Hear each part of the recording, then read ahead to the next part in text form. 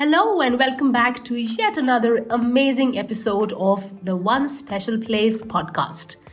I am your host Pratiksha Gupta, the founder of One Special Place, which is India's first and leading online therapy platform. Today I'm celebrating World Occupational Therapy Day in this episode, and I'm super charged and excited to welcome my guest, Dr. Amruta Tamboli, who is an occupational therapist at One Special Place. In today's episode, we shine a spotlight on the incredible impact OTs have on children's development. 27th October, which is the World Occupational Therapy Day, is an annual event which is celebrated globally to raise awareness about the vital role that OTs play in people's lives. In today's episode, Dr. Tamboli will be sharing some heartwarming success stories with us. She would be sharing ideas and tips for parents, and we have amazing conversation going on, which I'm sure you would love to hear. So let's delve right in.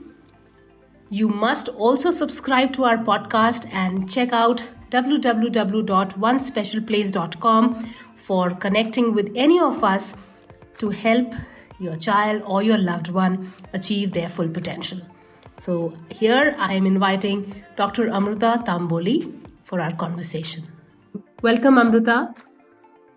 Hello, Pratiksha. Thank you for having me today on this occasion of World OT Day. Yes, we are very excited, and I'm sure our listeners really want to learn from your expertise about what is occupational therapy and similar questions. Your insights will really help them to identify and understand the role of an occupational therapist in a child's life. So, great. So, Amruta, I'm going to dive right in. Let's begin with some question answers and some basic conversation. So, it's logical for me to ask you the first question, what do you think in simple terms? If you can tell our listeners, what is occupational therapy and how does it play a crucial role in a child's development? Sure. So, occupational therapy is a healthcare profession that helps individuals to live their lives independently by promoting health and well-being, simply put. Now, occupational therapy intervenes using meaningful activities or occupations to facilitate development or to relearn or recover skills after a disability. Right. So, do you only work, OTs only work with disabled children, or is it that an OT's expertise can help even typically growing children as well?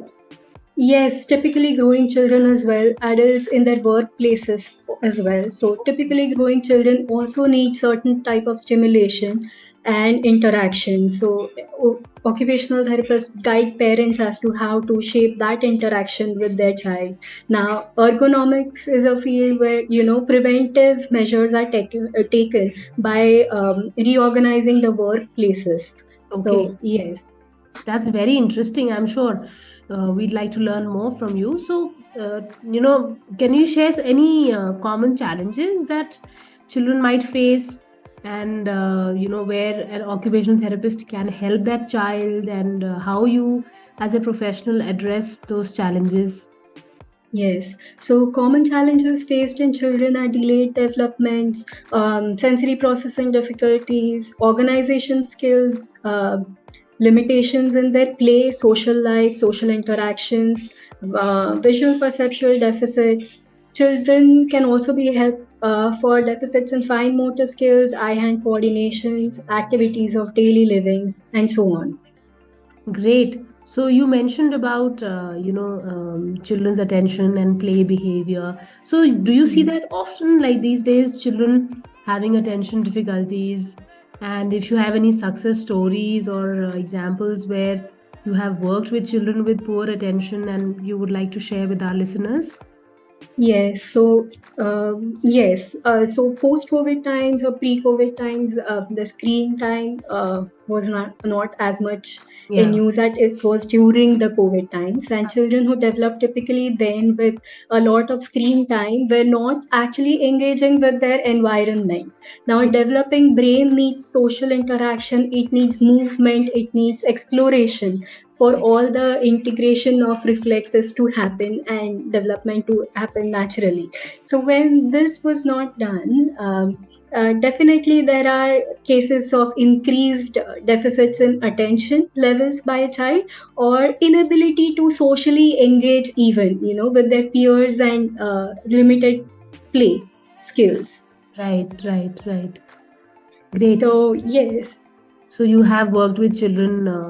Can you give some any story or anything from your cases whom you worked with, where the child had attention deficit or other types of difficulties, and you worked with the child and you saw a significant improvement after OT? Yes. Yes, thank you. So, with attention deficit, definitely the using approaches of sensory integration have helped. Even developing home programs based on sensory integration techniques have helped parents to, regulate and co-regulate with their child and have them engage in activities for longer durations. The activities here could simply be sitting and looking through a book together, or playing together, or having some form of sensory play. Now, I can think of another child who had global developmental delay, and with approaches of occupational therapy, engagement, right stimulation, sensory integration, the child began registering and responding to sensory inputs and displayed improved interactions with parents as well as the environment. Very nice. Great. Yeah. So these are, I'm sure, ego boosting stories, I'm sure, and even for your practice, I'm sure every child is different. And being a therapist myself, I know that we ourselves learn so much from our children whom we work with in therapy. So, Yes, very true. yes, great. So you mentioned about sensory activities. Yes. I think that's a very important area to touch upon, especially with the Mhm. toddlers and children who are young. So, can you share Yes. any practical strategies that parents can implement at home using sensory activities, or any other activities that you might suggest for fostering a healthy development of a child at home? Definitely. Yeah, Yes. So, like we say, the right stimulation is most important, and early stimulation for as a part of early intervention also helps. In kids with disabilities or without disabilities, this is the best way to go forward. And children naturally lean towards play as their primary occupation. So, teaching a lot of skills at home. By using these play engaging activities, like using Play-Doh for improving hand functions, helps with hand grip, hand strength also. Now, for sensory play, if the parent were to introduce grains and give a spoon or a small bowl, then scooping, transferring for visual coordination for hand grips and grasp would also help a lot. For gross motor activities, simple play techniques like riding scooters at home, or say building obstacle courses using mattresses or cushions or even furniture, that helps with gross motor coordination, bilateral integration, and development there. right. For visual perceptual skills, coloring, beading, these activities help to improve fine motor skills as well as retaining their interest and attention in an activity. Right, right. So, yeah. Great. Also, Yes, please. yes. So sensory play along with textures and also temperatures help with recognition of differences in tactile experiences. So engagement and using hands for understanding what is warm, what is cold, what is rough, what is maybe bubbly, soapy, and like that, textures like that help the child to understand and use their hands in an engaging manner. So yes. Amazing. Those are some great ideas that you mentioned, and I'm sure very doable at home with basic stuff and the items found in our households. So great, thank you so much for Yeah. these. Now, just like how science is, there is an advancement Mhm. in everything, in every field. I'm sure the field Yeah. of occupational therapy has also evolved in the recent Mm. years in its approach to helping children with developmental needs. What do you think is the latest trend or innovation that you have seen right now, and what do you think is coming up in the future? Yes. So the increasing use of holistic approach is actually definitely what occupational therapists are moving towards, looking at not only the physical needs but also the social, emotional, and cognitive aspects of individuals. Right. Um, the second thing is early emphasis on early intervention. So that has grown towards identifying and addressing developmental challenges in infancy or early childhood. Now, as we spoke about play based interactions and interventions have increased a lot uh, for the easy access of children to engage into these activities and to providing development of skills. Sensory integration therapy is growing, and those approaches are increasingly used for developmental delays, for stimulating a child, for accepting various sensory experiences in a child. Right. Now, as we go ahead, parent education is one aspect that is really looked into. So, information sharing and so that empowering the parent to be able to look after the child as per the child's needs really helps into a home program well delivered. Right. And Great. looking at, yes. So, for this, if I may add on to this, um, occupational therapists are also working along with collaboration with speech language pathologists, physical therapists, the educators, psychologists, and the intervention plans are now, designed accordingly.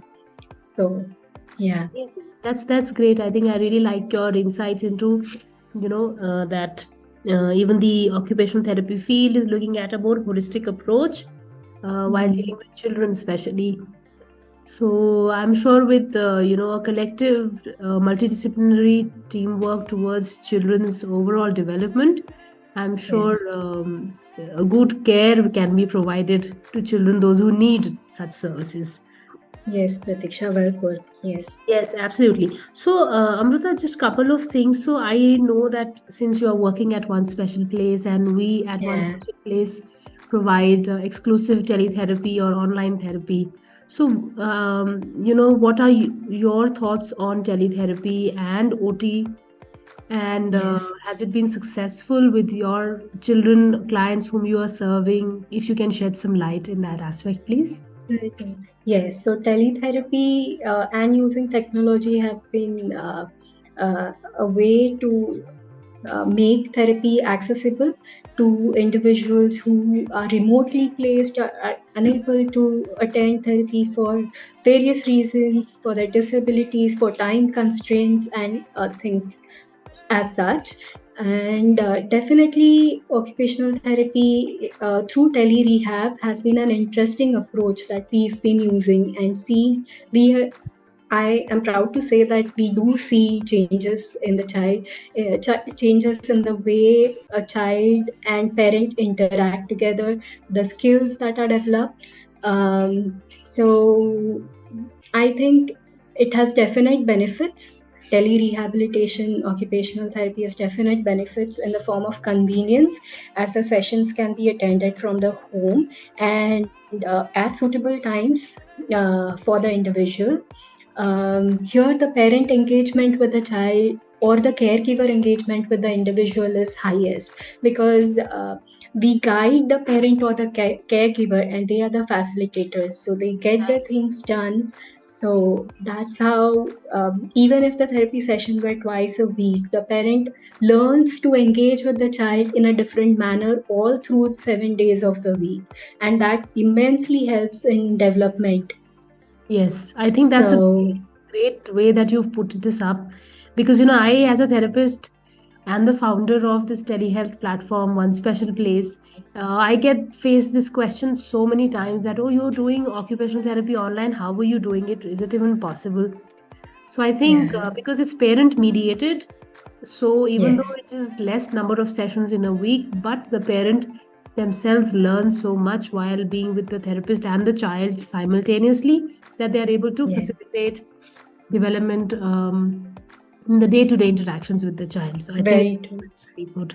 Great. So just last few things, Amruta, Yes. what is the earliest child, age-wise, youngest child that an OT can work with? So can you work with newborns, or can you work with small babies, and what is that scope? With newborns and babies, there is a definite challenge as to uh, handling of the child, understanding the tone, fluctuations in tone, the placement of limbs, and stability pattern. So sometimes in these cases, just demonstrating using a doll or something helps a child as to what the therapist is explaining. But beyond this, for toddlers, 2.5, 3 year olds are easily uh, engaging in activities either with the therapist or with their parent, guided by the therapist. And I think that's a great age to begin early intervention. Right, right. Yes, that's wonderful. Um, so if we, for our listeners, can we list, give a list of different disorders or delays in which an OT comes into picture? So if we can list out, the names of Yes. any diagnosis where you Yeah. are actively involved. Yes. So, attention deficit hyperactivity disorders, sensory processing disorders, autism spectrum disorders, tone management, core strengthening, fine motor skills, visual perceptual skills, balance coordination, and cross motor skills, play techniques. These are the areas where an occupational therapist can help via teletherapy.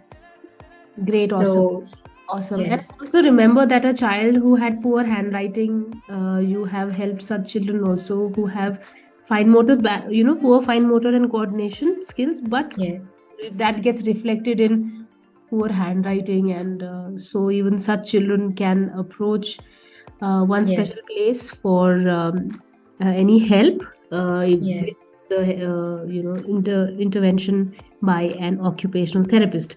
Great. So my last thing before we wrap up today's episode, Amruta, any yes, resources that you can share? We know, we write a lot of blogs on One Special Place only. So if there's something that you can tell our listeners that they can refer back to from the OneSP definitely. website or somewhere else. Yes.